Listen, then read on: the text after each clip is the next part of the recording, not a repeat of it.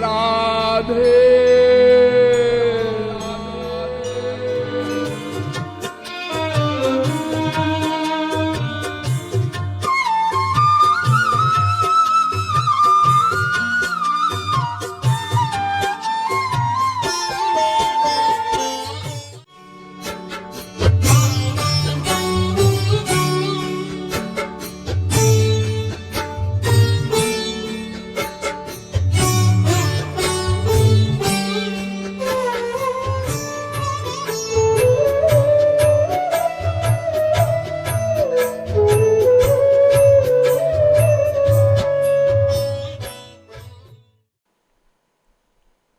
एक बाप का बेटा मर गया है। मरा नहीं है, मैं ऐसे दृष्टांत दे रही हूं। अब वो बाप अपने बेटे की लाश को लेकर जब श्मशान घाट जाता है तो लोग नारा लगाते हैं, राम नाम सत्य है, सत्य बोलो गत है, राम नाम सत्य है, सत्य बोलो गत है।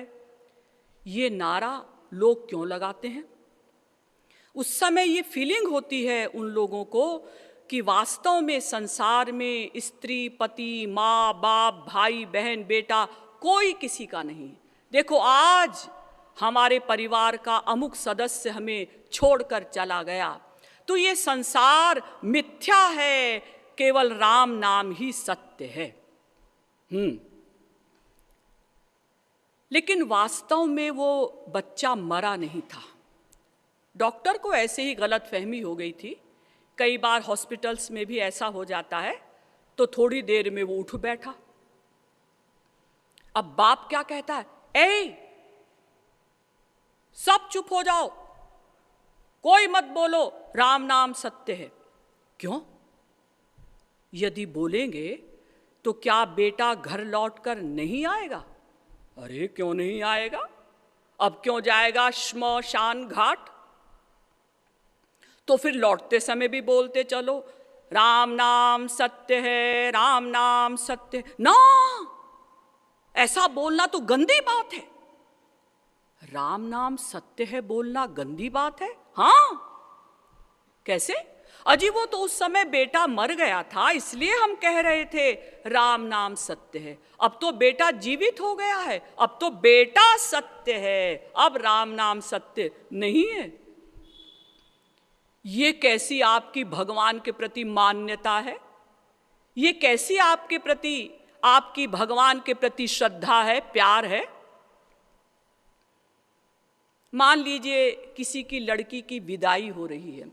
लड़की पहली बार विवाह के पश्चात ससुराल जा रही है और उसी समय बहुत बड़े कोई महात्मा 10-20 शिष्यों को लेकर वहां आ जाएं और बोलने लगे, राम नाम सत्य है, राम नाम सत्य है। तो क्या होगा? अजी होगा क्या? हो सकता है उनकी पिटाई भी हो जाए। क्यों? अजी आप अमंगलवाचक शब्द बोल रहे हैं। हमारी लड़की वैकुंठ को जा रही थी और आप अमंगलवाचक शब्द बोलने लगे, यही तो मतलब हुआ। अरे आपकी लड़की नरक जा रही थी, जेल में जा रही थी, चप्पल जूते खाने के लिए,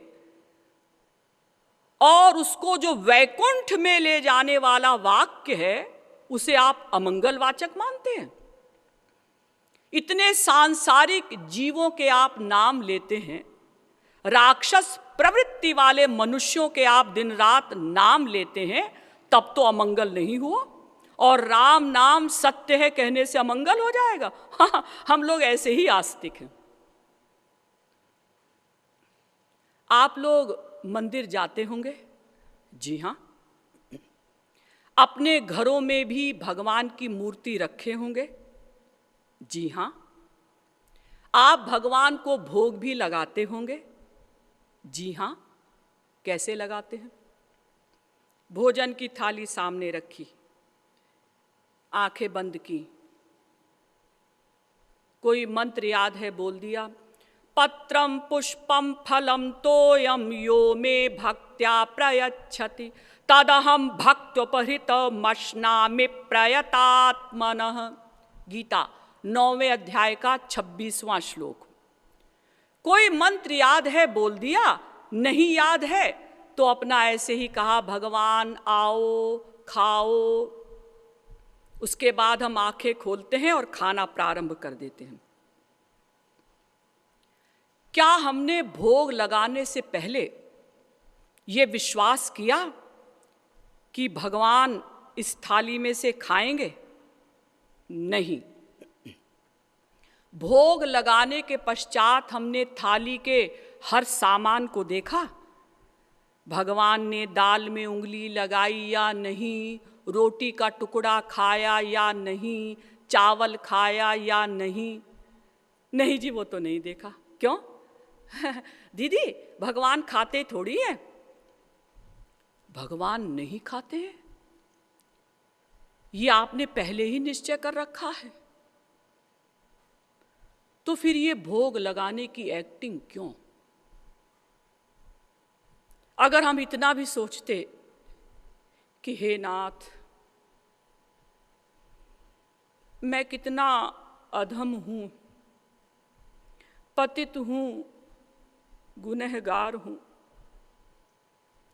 कि आपने रैदास चमार के यहाँ खाया है, सदना कसाई के यहाँ खाया है, घोर चांडालों के हाथ से आपने खाया है।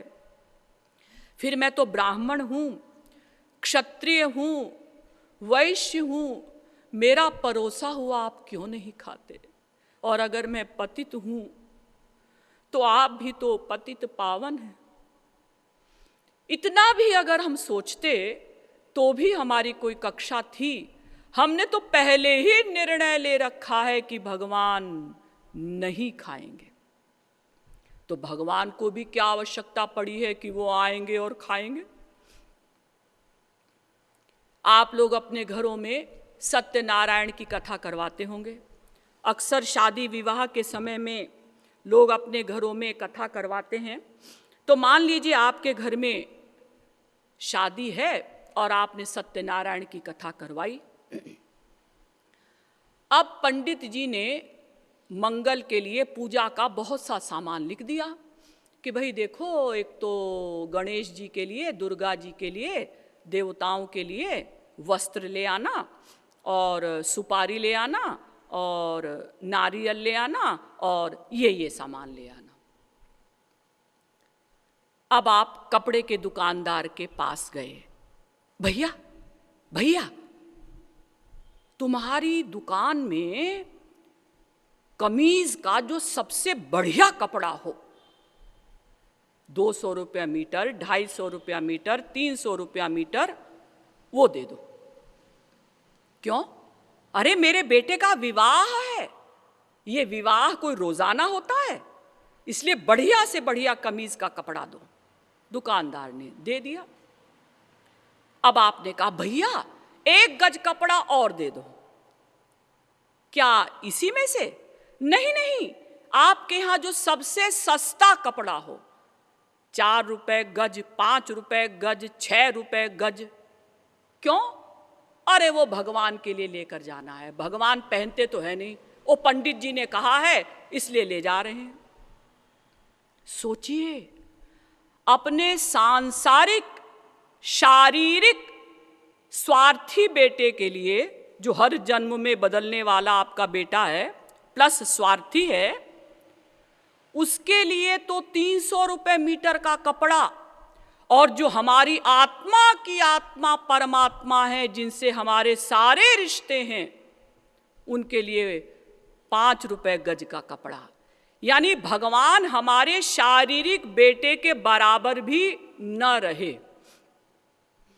उसके बाद आप जाते हैं पंसारी के पास, भैया सुपारी देना।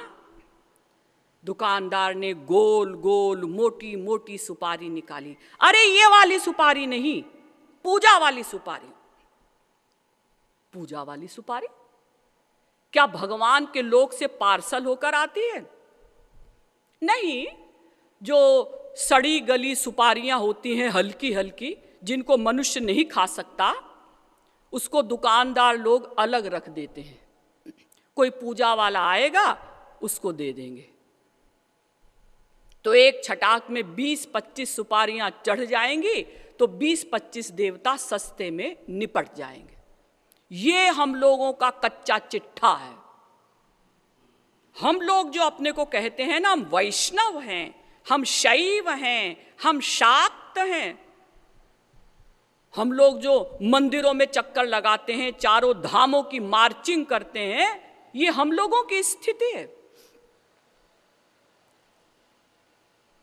आप लोग मंदिर जाते हैं नया जूता या नई चप्पल पहनकर, जबकि जानते हैं कि मंदिरों में चप्पल और जूतों की चोरी होती है, फिर भी नया जूता पहनकर चले गए।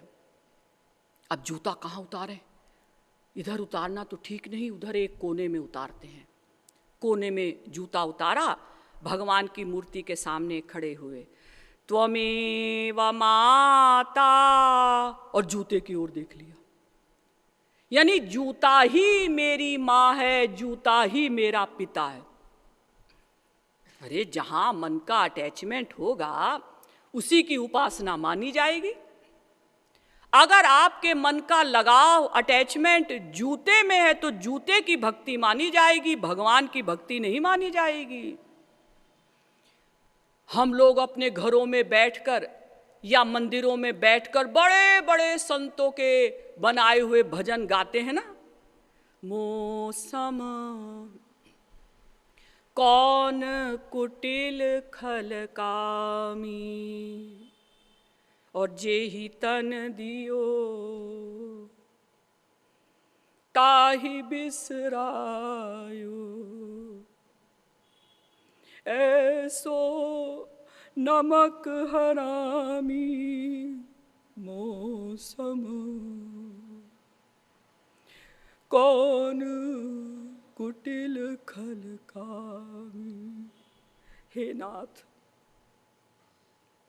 मेरे समान कुटिल, कपटी, कामी और कौन हो सकता है? आपने मुझे सब कुछ दिया और ये शरीर भी दिया, मैं आपको ही भूल गया। हरि हो सब पतितन कोटि को। हे नाथ, मैं अनंत ब्रह्मांडों में जितने भी पापी हैं, उन समस्त पापियों में सबसे बड़ा पापी हूँ। और इस प्रकार के भजनों को गाकर हम में से बहुत से लोग आंसू भी बहा देते हैं। लेकिन हम मंदिर से बाहर निकले और किसी ने हमसे कहा, क्यों बे कपटी, क्यों बे कामी? तो हम कहते हैं, क्या कहा? हमें कपटी कहा, हमें कामी कहा? भविष्य में यदि ऐसा कहा तुम्हारे दांत तोड़ देंगे। क्यों जी? आप तो अभी मंदिर में कह रहे थे भगवान के सामने कि आप कामी हैं, कुटिल हैं, कपटी हैं। हाँ, तो हम भगवान से कह रहे थे, तुझसे थोड़ी कह रहे थे। अरे तो जब आपने भगवान के सामने एडमिट कर लिया, जो भगवान सर्वज्ञ हैं, सर्वद्रष्टा हैं, सर्वनियंता हैं, सर्वसाक्षी हैं, सर्वसुहृत हैं, सर्वेश्वर हैं, सर्वशक्तिमान हैं, जब आपने उनके सामने एडमिट कर लिया कि आप कामी, कपटी, कुटिल हैं, तो फिर संसार वालों के सामने मानने में ऑब्जेक्शन क्यों? ऐतराज क्यों? इसीलिए आप लोग अपने बच्चों को भी ऐसा ही सिखाते हैं, देखो बेटा, ये मंदिर है, मंदिर में बदमाशी नहीं करते। तो आपका बेटा आपके इस वाक्य का ये अर्थ निकालता है कि इसका मतलब मंदिर के बाहर बदमाशी कर सकते हैं। भगवान तो मंदिर में रहते हैं, बाहर तो रहते नहीं।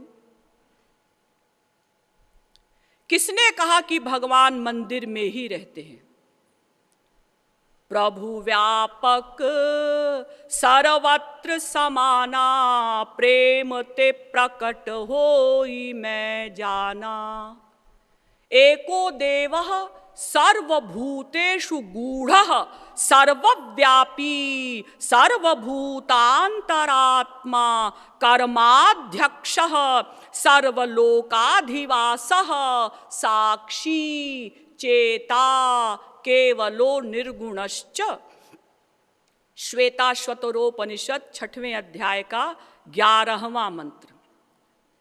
सर्वभूतेषु गूढ़ः, भगवान सब में रहते हैं और सर्वव्यापी सर्वव्यापक भी हैं। मया ततमिदं सर्वं जगदव्यक्तमूर्तिना, मत्स्थानि सर्वभूतानि न चाहं तेष्वस्थितः। गीता के 9वें अध्याय का 4था श्लोक। भगवान सर्वव्यापक हैं, लेकिन चूंकि हम स्वयं ऐसा नहीं मानते, इसलिए बच्चों को भी ऐसा ही सिखाते हैं कि भगवान मंदिर में रहते हैं। इसीलिए हम लोग जब मंदिर जाते हैं या पूजा में बैठते हैं, उतनी देर हम रियलाइज करते हैं कि भगवान हमारे साथ हैं, हमें देख रहे हैं, और बाकी टाइम हम सोचते हैं हम अकेले हैं, कोई नहीं जानता कि हम क्या कर रहे हैं, कोई नहीं जानता कि हम क्या सोच रहे हैं।